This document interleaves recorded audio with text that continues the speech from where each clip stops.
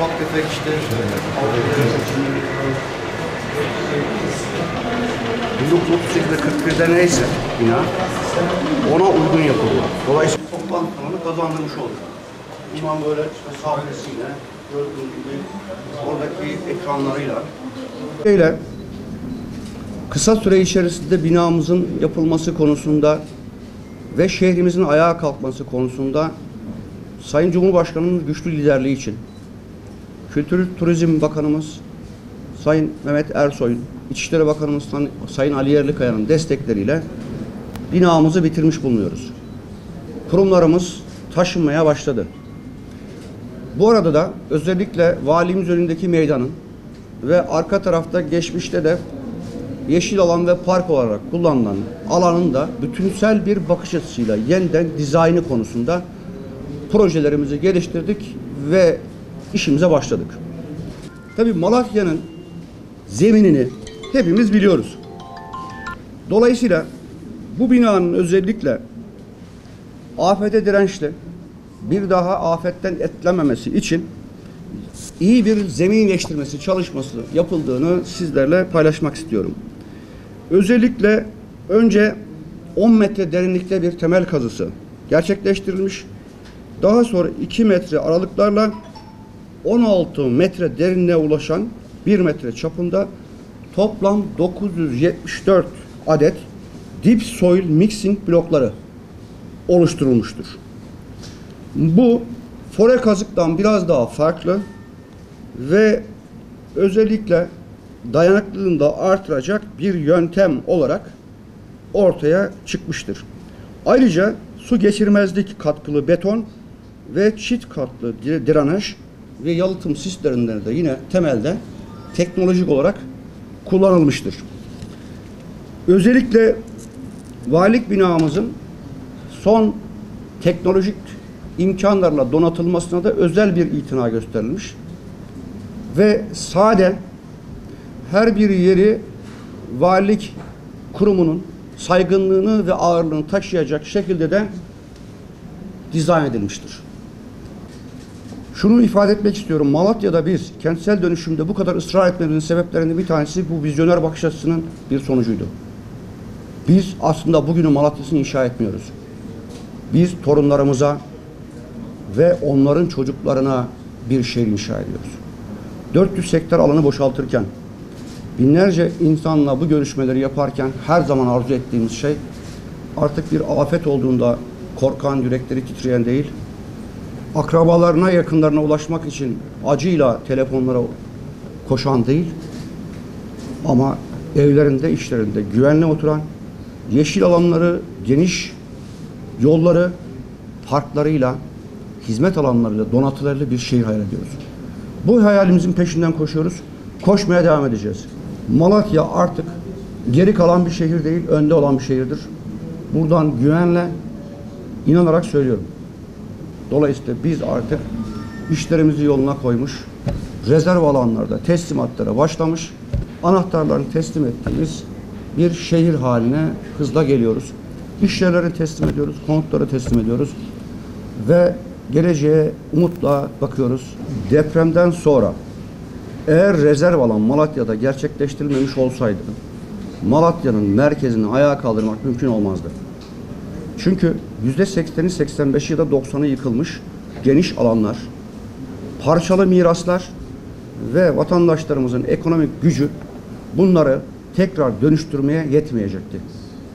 Bu durumda da özellikle ekonomik durumu iyi olan insanların, ekonomik sıkıntıda bulunan insanların mallarını da aslında daha ucuza kapatmasını sağlayacak bir sosyal adaletsizliğe de vesile olacaktı.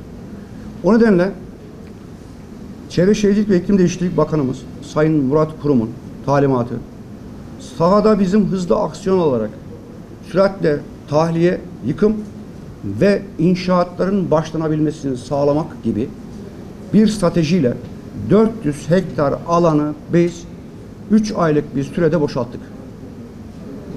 Bugün Yıldıztepe'ye giderseniz ne demek istediğimi daha iyi anlayacaksınız. Bugün Saray Mahallesi'ne giderseniz daha iyi anlayacaksınız. Bugün Melekbaba'ya giderseniz daha iyi anlayacaksınız. Bugün Taştepe'ye giderseniz daha iyi anlayacaksınız. Kısaca 68 rezerv alanda yaklaşık 38 bin bağımsız bölüm yapıyoruz.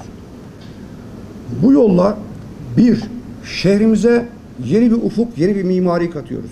Yollarımızı genişletiyoruz, yeşil alanlarımızı genişletiyoruz ve otoparklar yapıyoruz. Rezerv alanlarda da biraz sonra gideceğimiz teslimatlara başlıyoruz mesela. Örneğin yeşil evler. Hatırlayın. Yani o kadar çok sayabilirim ki şimdi örneklerini ama sizi şu örnekle bu örnekle yormak istemiyorum. Ama biz rezerv alanlarda artık teslimatlara başladık. Bir yılda tahliye ettik, yıktık, inşaata başladık. Şimdi anahtar teslim ediyoruz. Ve dün karşı çıkanlar bugün Allah razı olsun, teşekkür ederiz diyorlar. Şimdi Saray Mahallesi'nde gideceğimiz yerde 127 kilometre fole kazık var. Ama biz 5 katı geçmedik. İşte tam da vizyoner bakış açısını ifade eden bir durum. Bizim yeni rezerv alan oluşturmak gibi artık bir düşüncemiz yok. Çünkü biz vatandaşımıza defaatle gittik. Bu sizin menfaatinize altın tepside sunulmuş bir imkandır diye. Bize teveccüh gösteren bu 68 rezerv alanda 400 hektar alanı oluşturduk. Bizim şu anda zaten Malatya'da ilave konuta da ihtiyacımız kalmadı. Yani hak sahibi bakımından da kalmadı. Dolayısıyla bir de özellikle bağımsız bölüm karşılamıyorsa orada bunu yapmak ayrıca ekstra bir memnuniyetsizlik oluşturuyor. O açıdan da şu anda Çevre Şehircilik ve İklim Değişikliği Bakanımızla yapmış olduğumuz görüşmede yeni bir rezerv alan çalışmamız yok. Ama pişmanlık çok. Herkes rezerv alana şu anda girmek istiyor. Ama biz şu anda 103 bin konut ve iş yeri sayısına ulaştık. Malatya'daki toplam hak sahibi sayısı da 80 bin. Dolayısıyla vaat ettiğimizin üzerinde konut ve iş yerini Malatyalı kardeşlerimize yapıyor olmanın mutluluğunu ve heyecanını yaşıyoruz. Yıkımlarda %97'deyiz. Bu %3'lük kısımla ilgili mahkeme süreçleri biliyorsunuz. Davalar söz konusu oldu. Yürütmeyi durdurma kararları ya da mahkeme sonuçlanınca lehimize sonuçlanan yerlerde de şimdi ihaleleri yaparak bu son kalan mahkeme süreçlerine doğru kalanları da yıkmaya devam ediyoruz. Şunu söyleyelim. Bizim genel prensibimiz, birinci prensibimiz herkesi bulunduğu yerde konutsa konut, iş yeri ise iş yeri vermek.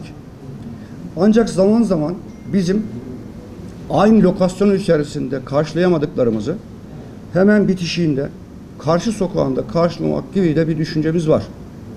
Şimdi bir proje yapıyoruz örneğin 50 tane daire eksik çıkıyor.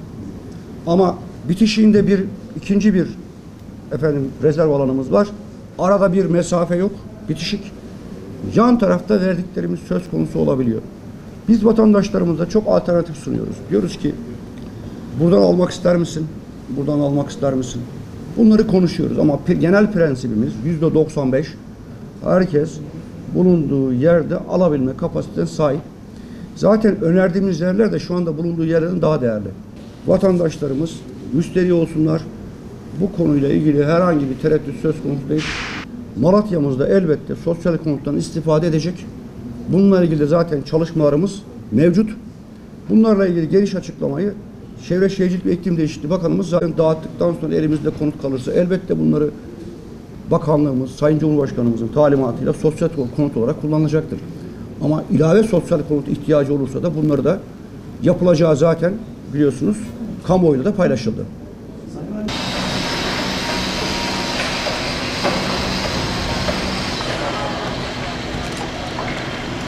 Bizden program çözmesi saklayacak.